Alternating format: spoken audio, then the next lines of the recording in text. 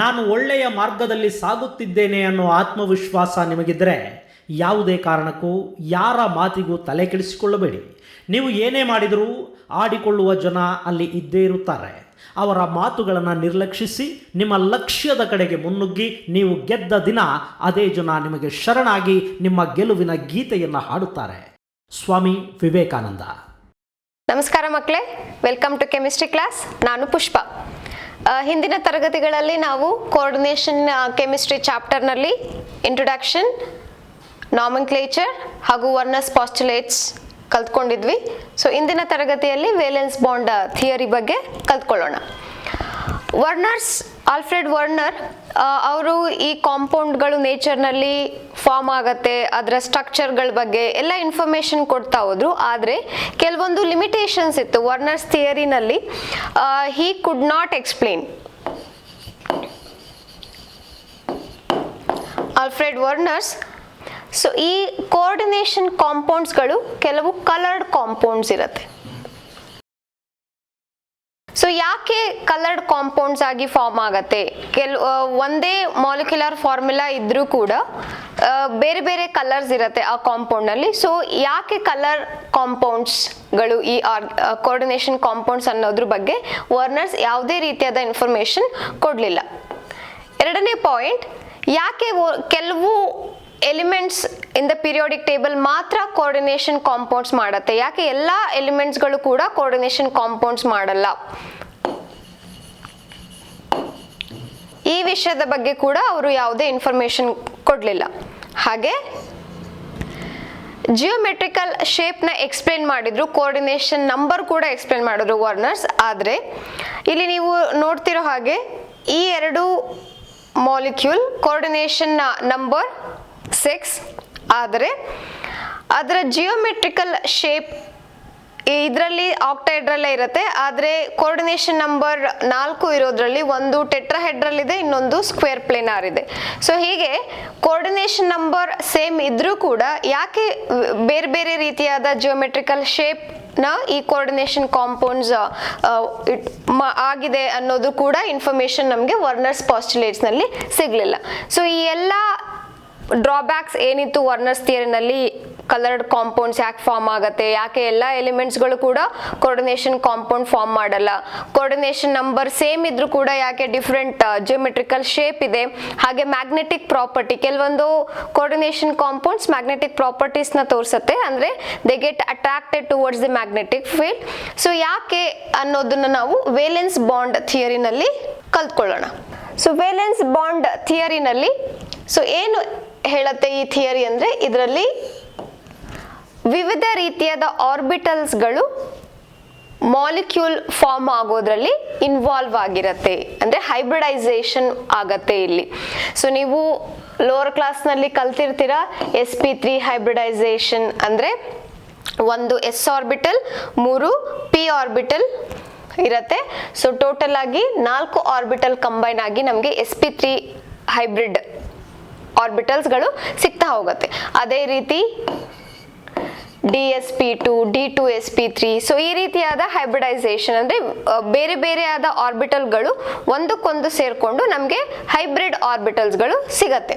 So ಅದೇ ರೀತಿಯಲ್ಲಿ ಈ ವೇಲೆನ್ಸ್ ಬಾಂಡ್ ಥಿಯರಿ ಏನು ಹೇಳುತ್ತೆ, ಈ ಇರುವಂತ n-1d ns-np ಅಥವಾ ns-np-nd ಆರ್ಬಿಟಲ್ಗಳು ಕಂಬೈನ್ ಆಗಿ ನಮಗೆ ಹೈಬ್ರಿಡೈಸ್ಡ್ ಆರ್ಬಿಟಲ್ಸ್ಗಳು ಸಿಗ್ತಾ ಹೋಗುತ್ತೆ. ಏನಿದು n-1d ಅಂತ ಅಂದ್ರೆ, ಮೊದಲು ns ಅಂದ್ರೆ ಏನು ಅಂತ ತಿಳ್ಕೊಳ್ಳೋಣ. s ಅಂದ್ರೆ s ಆರ್ಬಿಟಲ್,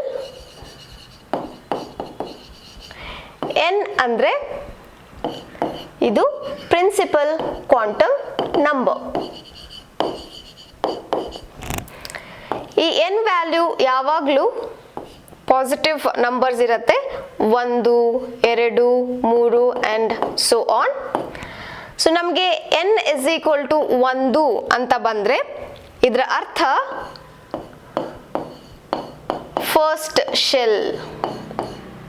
ಸೊ n = 1 ಅಂದರೆ ಅವರು ಮೊದಲನೇ ಶೆಲ್ ಬಗ್ಗೆ ಮಾತಾಡ್ತಿದ್ದಾರೆ ಅಂತ ಅರ್ಥ. ಅದೇ ರೀತಿಯಾಗಿ n = 2 ಅಂದರೆ ಸೆಕೆಂಡ್ ಶೆಲ್. ನಾವು ಇದುವರೆಗೂ ನೋಡಿರೋ ಹಾಗೆ ಕೋಆರ್ಡಿನೇಷನ್ ಕಾಂಪೌಂಡ್ಸ್ನಲ್ಲಿ ಟ್ರಾನ್ಸಿಷನ್ ಎಲಿಮೆಂಟ್ಸ್ಗಳು ಸೆಂಟ್ರಲ್ ಮೆಟಲ್ ಆಗಿ ಇರತ್ವೆ. ಓಕೆ, ಸೊ ಈ ಟ್ರಾನ್ಸಿಷನ್ ಮೆಟಲ್ಸ್ನಲ್ಲಿ ನಾವು ಹೇಗೆ ರೆಪ್ರೆಸೆಂಟ್ ಮಾಡಬಹುದು ಅಂದರೆ n-1 ಡಿ ಆ್ಯಂಡ್ NS ಅಂದರೆ, ಸೊ ಇಲ್ಲಿ ಪ್ರಿನ್ಸಿಪಲ್ ಕ್ವಾಂಟಮ್ ನಂಬರ್ 4 ಇಂದ ಟ್ರಾನ್ಸಿಷನ್ ಎಲಿಮೆಂಟ್ಸ್ಗಳು ಶುರು ಆಗುತ್ತೆ. ಅಂದರೆ 4th ಪೀರಿಯಡ್ನಲ್ಲಿ ಟ್ರಾನ್ಸಿಷನ್ ಎಲಿಮೆಂಟ್ಸ್ ನಾವು ನೋಡಬಹುದು ಪೀರಿಯಾಡಿಕ್ ಟೇಬಲ್ನಲ್ಲಿ. So n is equal to 4 ಅಂದರೆ NS ಅಂದರೆ ಅರ್ಥ 4s ಆರ್ಬಿಟಲ್.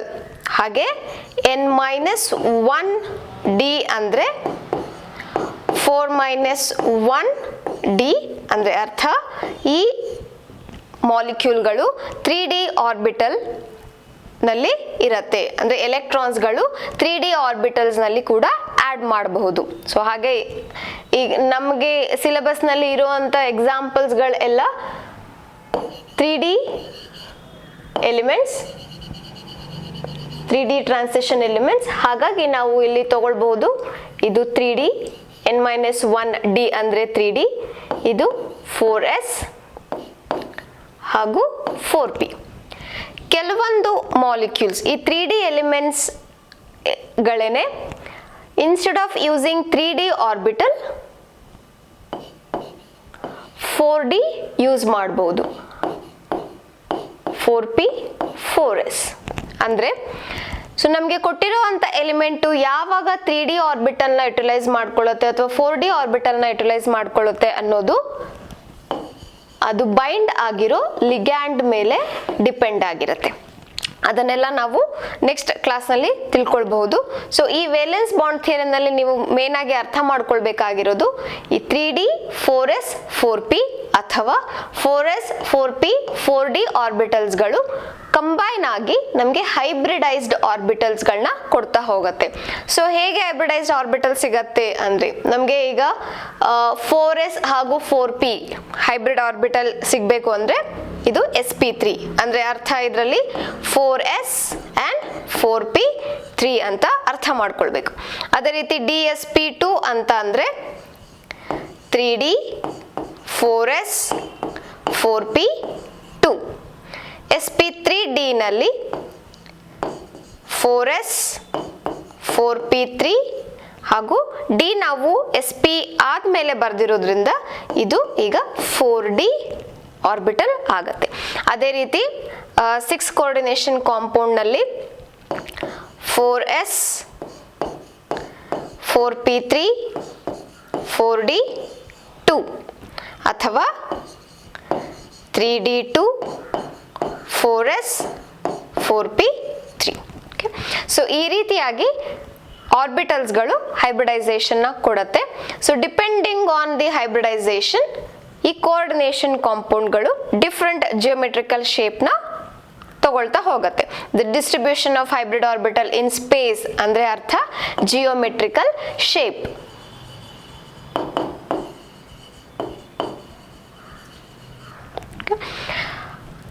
sp3 ಹೈಬ್ರಿಡೈಸೇಷನ್ ಇದ್ರೆ ಅದನ್ನ ನಾವು ಟೆಟ್ರಾಹೆಡ್ರಲ್ ಅಂತ ಕರಿತೀವಿ. dsp2 ಇದ್ರೆ ಸ್ಕ್ವೇರ್ ಪ್ಲೇನಾರ್, sp3d ಇದ್ರೆ ಟ್ರೈಗೋನಲ್ ಬೈಪಿರಿಮಿಡಲ್, sp3d2 ಅಥವಾ d2sp3 ಹೈಬ್ರಿಡೈಸೇಷನ್ ಇದ್ರೆ ಆಕ್ಟಾಹೆಡ್ರಲ್ ಸ್ಟ್ರಕ್ಚರ್ ಸಿಗ್ತಾ ಹೋಗುತ್ತೆ. ಸೊ ಇದು ಇಂಪಾರ್ಟೆಂಟ್ ಕೂಡ ಎಕ್ಸಾಮ್ ಪಾಯಿಂಟ್ ಆಫ್ ವ್ಯೂ. ಅವರು ಕೋಆರ್ಡಿನೇಷನ್ ನಂಬರ್ ನಿಮಗೆ ಕೊಟ್ಟು ಯಾವ ಹೈಬ್ರಿಡೈಸೇಷನ್ ಅಂತ ಕೇಳ್ಬೋದು ಅಥವಾ ಯಾವ ರೀತಿಯಾಗಿ ಈ ಆರ್ಬಿಟಲ್ಸ್ಗಳು ಡಿಸ್ಟ್ರಿಬ್ಯೂಟ್ ಆಗಿದೆ ಸ್ಪೇಸ್ನಲ್ಲಿ ಅಂತ ಕೂಡ ಕೇಳಬಹುದು. ಅಥವಾ ಹೈಬ್ರಿಡೈಸೇಷನ್ ಕೊಟ್ಟು ಕೋಆರ್ಡಿನೇಷನ್ ನಂಬರ್ ಕೂಡ ಕೇಳಬಹುದು. ಹಾಗಾಗಿ ಈ ಟೇಬಲ್ ಏನಿದೆ ತುಂಬ ಇಂಪಾರ್ಟೆಂಟ್ ಆದಂಥ ಟೇಬಲ್. ಸೊ ಈ ವೇಲೆನ್ಸ್ ಬಾಂಡ್ ಥಿಯರಿನಲ್ಲಿ ನಾವು 4 ಡಿಫ್ರೆಂಟ್ ಕಾಂಪೌಂಡ್ಸ್ಗಳನ್ನ ಕಲಿಬೇಕು. ಸೊ ಹೇಗೆ ಈ ಕಾಂಪೌಂಡ್ಸ್ಗಳು ಮ್ಯಾಗ್ನೆಟಿಕ್ ಪ್ರಾಪರ್ಟೀಸ್ನ ತೋರಿಸತ್ತೆ, ಹಾಗೆ ಈ ಕಾಂಪೌಂಡ್ಗಳು ಹೇಗೆ ಜಿಯೋಮೆಟ್ರಿಕಲ್ ಶೇಪ್ನ ಹೊಂದತ್ತೆ, ಆಕ್ಟಾಹೆಡ್ರಲ್ ಅಂದರೆ ಏನು, ಟೆಟ್ರಾಹೆಡ್ರಲ್ ಅಂದರೆ ಏನು. ಸೊ ಈ ರೀತಿಯಾದ ಇನ್ಫಾರ್ಮೇಷನ್ನ ನಾವು ಈ ಕ್ಲಾಸ್ನಲ್ಲಿ ತಿಳ್ಕೊಳ್ತಾ ಹೋಗೋಣ. ಮೊದಲನೇ ಕಾಂಪೌಂಡ್ ಕೊಬಾಲ್ಟ್ 6 ಅಮೈನ್ ಮಾಲಿಕ್ಯೂಲ್ಸ್ ಹಾಗೂ ಇದರ charge 3+. Okay, so it is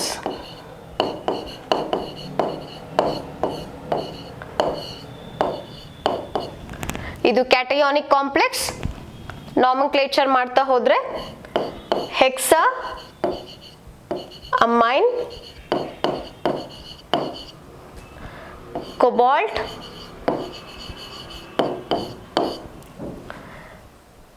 charge of amine is 0. ಇದು ನ್ಯೂಟ್ರಲ್ ಲಿಗ್ಯಾಂಡ್ ಆಗಿರೋದ್ರಿಂದ ಈ ಕಾಂಪ್ಲೆಕ್ಸ್ಗೆ ಏನು ಚಾರ್ಜ್ ಇದೆ ಆ charge is because of the central metal.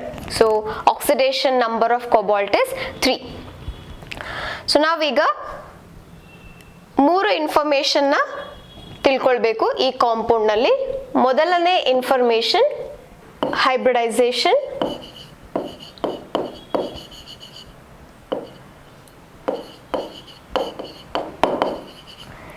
ನಮಗೆ ಹೈಬ್ರಿಡೈಸೇಷನ್ ಯಾವುದು ಅಂತ ಗೊತ್ತಾದ್ರೆ ಈಸಿಯಾಗಿ ಜಿಯೋಮೆಟ್ರಿಕಲ್ ಶೇಪ್ನ ನಾವು ಬರಿಬಹುದು. ಮೂರನೇದಾಗಿ magnetic property or magnetic nature. So ಈ ಮ್ಯಾಗ್ನೆಟಿಕ್ ನೇಚರ್ನಲ್ಲಿ 2 ರೀತಿಯಾಗಿದೆ. ಒಂದು ಪ್ಯಾರಾಮ್ಯಾಗ್ನೆಟಿಕ್, ಎರಡನೆಯದು diamagnetic.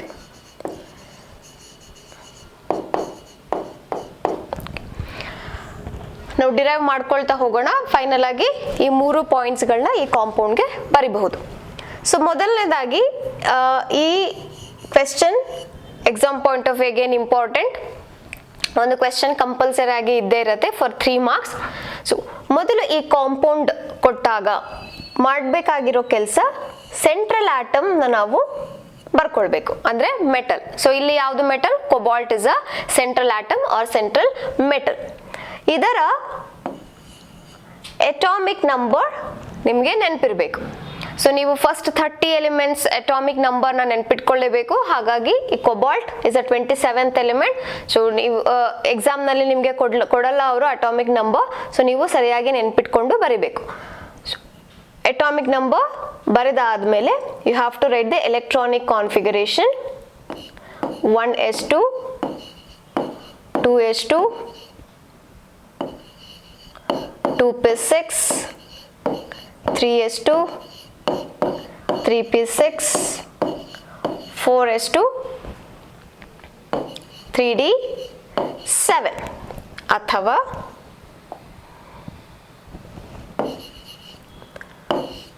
the nearest noble gas is argon. Okay, 18th element is argon. Cobalt ಗೆ ನಿಯರೆಸ್ಟ್ ನೋಬಲ್ ಗ್ಯಾಸ್ ಆರ್ಗಾನ್ ಆಗಿರೋದ್ರಿಂದ ನಾನು ಇಷ್ಟು ಎಲೆಕ್ಟ್ರಾನಿಕ್ ಕಾನ್ಫಿಗರೇಷನ್ ಬದಲಿಗೆ ಆರ್ಗಾನ್ ಅಂತ ಬರೆದು ಉಳಿದ 4s2 ಹಾಗೂ 3d7 ಅಂತ ಬರಿಬಹುದು. So now we have written the electronic configuration.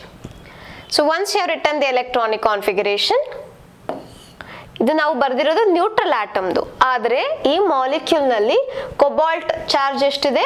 3+ ಇದೆ. Oxidation number is 3+. ಸೊ ನಾವೀಗ ಎಲೆಕ್ಟ್ರಾನಿಕ್ ಕಾನ್ಫಿಗರೇಷನ್ ಆಫ್ 3+ ನ ಬರಿಬೇಕು. ಏನು 3+ ಅಂದ್ರೆ ಅರ್ಥ? Cobalt has lost 3 electrons. So it has become cobalt 3+. So ನಾನು ಆರ್ಗಾನ್ ಕಾನ್ಫಿಗರೇಷನ್ ಯೂಸ್ ಮಾಡ್ತೀನಿ. ಆರ್ಗಾನ್. ಸೊ 3 electrons ನ cobalt is getting, I mean it is losing. So ಎಲ್ಲಿಂದ 3 electrons ಆಚೆ ಬರುತ್ತೆ ಅಂದ್ರೆ from the outermost shell. Okay, so 4s ನಲ್ಲಿರುವಂತ 2 ಎಲೆಕ್ಟ್ರಾನ್ಗಳು ಕೂಡ ಆಚೆ ಹೋಗಿ ಅದು 0 electrons ಆಗತ್ತೆ. ಇನ್ ಒಂದು ಎಲೆಕ್ಟ್ರಾನ್ ಫ್ರಮ್ 3d ಆರ್ಬಿಟಲ್ ಇಂದ ಆಚೆ ಬರುತ್ತೆ. 7 ಇರೋದು 6 ಆಗತ್ತೆ.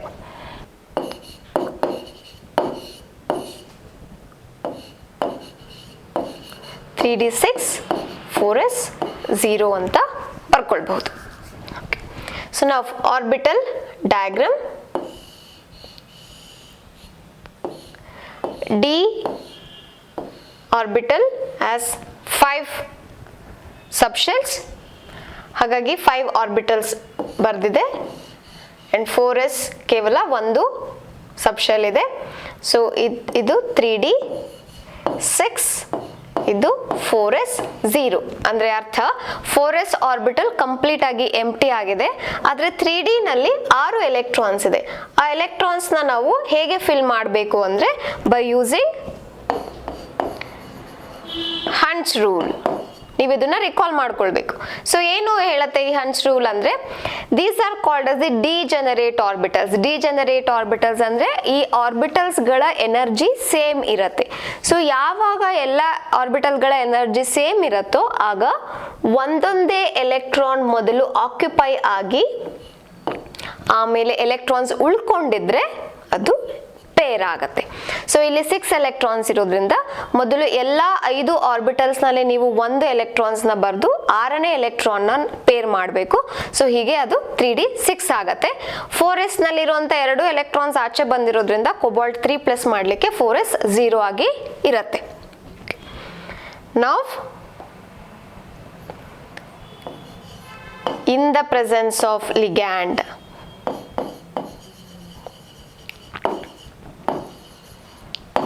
ನಾವು ಇದುವರೆಗೂ ಬರ್ದಿರೋದು ಕೇವಲ electronic configuration of central metal. ಆದ್ರೆ ಈ ಸೆಂಟ್ರಲ್ ಮೆಟಲ್ ಒಂದೇ ಇಲ್ಲ, ಅದರ ಸುತ್ತ ಲಿಗ್ಯಾಂಡ್ಗಳಿದೆ. So in the presence of ligand ಏನಾಗತ್ತೆ? ಸೊ ಈ ಲಿಗ್ಯಾಂಡ್ಗಳಲ್ಲಿ ಕೂಡ 2 ರೀತಿಯಾದಂಥ ಲಿಗ್ಯಾಂಡ್ಸ್ಗಳನ್ನ ನಾವು ನೋಡಬಹುದು. ಒಂದು ಸ್ಟ್ರಾಂಗ್ ಲಿಗ್ಯಾಂಡ್, ಇನ್ನೊಂದು weak ligand. Examples for strong ligand is amine and cyanato. Weak ligand is chlorido and fluorido. Okay. So ನಮಗೆ ಇಲ್ಲಿ ಕೊಟ್ಟಿರ್ತಕ್ಕಂಥ ಎಕ್ಸಾಂಪಲ್ ನಲ್ಲಿ ಅಮೈನ್ ಇರೋದ್ರಿಂದ ಅಮೈನು ಸ್ಟ್ರಾಂಗ್ ಲಿಗ್ಯಾಂಡ್. ಸೊ ಏನಾಗತ್ತೆ ಇನ್ ದ ಪ್ರೆಸೆನ್ಸ್ ಆಫ್ ಲಿಗ್ಯಾಂಡ್ ನಲ್ಲಿ ಅಂದ್ರೆ, ವಿತೌಟ್ ಲಿಗ್ಯಾಂಡ್ ಈ ಎಲ್ಲ ಎಲೆಕ್ಟ್ರಾನ್ಸ್ ಒಂದೊಂದೇ ಇರತ್ತೆ 3D ಆರ್ಬಿಟಲ್ ನಲ್ಲಿ. But ligand in the presence of ligand ಮೊದಲನೇ ಆರ್ಬಿಟಲ್ ನಲ್ಲಿ ಏನು ಚೇಂಜಸ್ ಆಗಲ್ಲ, 2 ಎಲೆಕ್ಟ್ರಾನ್ಸ್ ಇತ್ತು. ಆದ್ರೆ ಉಳಿದ 4 ಆರ್ಬಿಟಲ್ಸ್ ನಲ್ಲಿ ಮೊದಲು ಒಂದೇ ಎಲೆಕ್ಟ್ರಾನ್ಸ್ ಇತ್ತು. ಆದ್ರೆ ಈ ಅಮೈನ್ ಅನ್ನೋದು ಸ್ಟ್ರಾಂಗ್ ಲಿಗ್ಯಾಂಡ್ ಆಗಿರೋದ್ರಿಂದ ಆ ಸಿಂಗಲ್ ಎಲೆಕ್ಟ್ರಾನ್ಸ್ಗಳು ಪೇರಪ್ ಆಗತ್ತೆ. ಸೊ ಈಗಲೂ ಕೂಡ 6 ಎಲೆಕ್ಟ್ರಾನ್ಸ್ ಇದೆ, ಆದ್ರೆ ಎರಡಕ್ಕೂ ಏನು ವ್ಯತ್ಯಾಸ, ಇಲ್ಲಿ ಒಂದೊಂದೇ ಎಲೆಕ್ಟ್ರಾನ್ಸ್ ಇದೆ 4 ಆರ್ಬಿಟಲ್ ನಲ್ಲಿ. ಆದ್ರೆ ಆ 4 ಎಲೆಕ್ಟ್ರಾನ್ಸ್ಗಳು ಈಗ ಒಟ್ಟಿಗೆ ಸೇರ್ಕೊಂಡು ಕೇವಲ 3 ಪೇರ್ಸ್ ಆಫ್ ಎಲೆಕ್ಟ್ರಾನ್ಸ್ ಆಗಿ ಈ 2 ಆರ್ಬಿಟಲ್ಸ್ ಏನಿದೆ ಡಿ ಅದು ಈಗ ಖಾಲಿ ಆಗಿದೆ. ಸೊ ಮೊದಲೇ ಖಾಲಿ ಇತ್ತು ಈ 4s ಆರ್ಬಿಟಲ್, ಹಾಗೆ ಇದೆ. ಅಂಡ್ ಈ 4s ಆದ ಮೇಲೆ 4p ಕೂಡ ಖಾಲಿ ಇರುತ್ತೆ. 4s ಫಿಲ್ ಆಗಿಲ್ಲ ಅಂದ್ರೆ ಆಬ್ವಿಯಸ್ಲಿ 4p ಕೂಡ ಖಾಲಿಯಾಗಿ ಇದ್ದೇ ಇರುತ್ತೆ. ಸೊ ಈಗ ಲಿಗ್ಯಾಂಡ್ಸ್ಗಳು ಎಲೆಕ್ಟ್ರಾನ್ಸ್ನ ಕೊಡ್ತಾ ಹೋಗುತ್ತೆ. ನಾವು ಕಲ್ತಿರೋ ಹಾಗೆ ಒಂದು ಅಮೈನ್ ಒಂದು ಪೇರ್ ಆಫ್ ಎಲೆಕ್ಟ್ರಾನ್ಸ್ನ ಡೊನೇಟ್ ಮಾಡುತ್ತೆ. ಹಾಗೆ ಇಲ್ಲಿ 6 ಅಮೈನ್ಸ್ ಇರೋದ್ರಿಂದ ನಮಗೆ 6 pairs of electrons central metal ಕಡೆಗೆ ಬರ್ತಾ ಹೋಗುತ್ತೆ.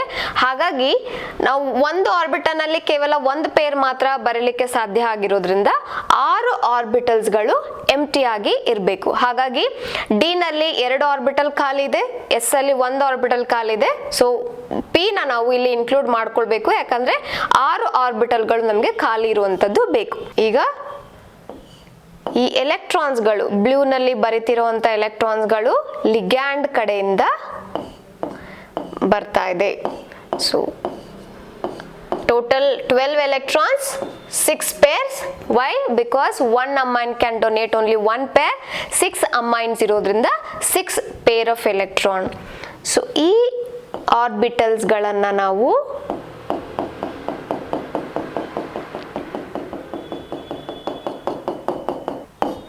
ಈಗ ಇಲ್ಲಿ 3D 10 ಇದೆ, 4s 2 ಇದೆ, 4p 6 ಇದೆ.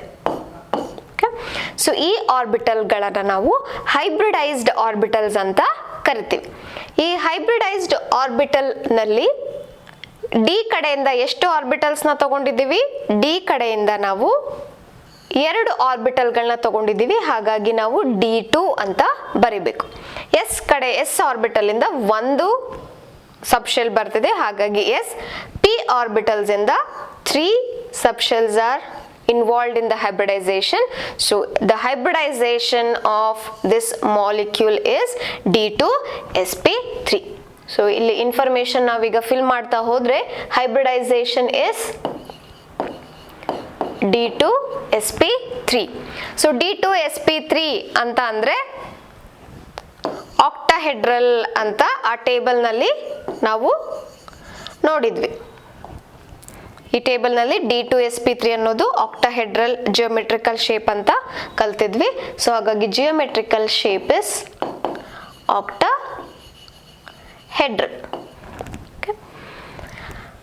Third one, magnetic property. Magnetic ಪ್ರಾಪರ್ಟಿನ ಹೇಗೆ ಬರೆಯೋದು ಫಾರ್ ದಿಸ್ ಮಾಲಿಕ್ಯೂಲ್ ಇಸ್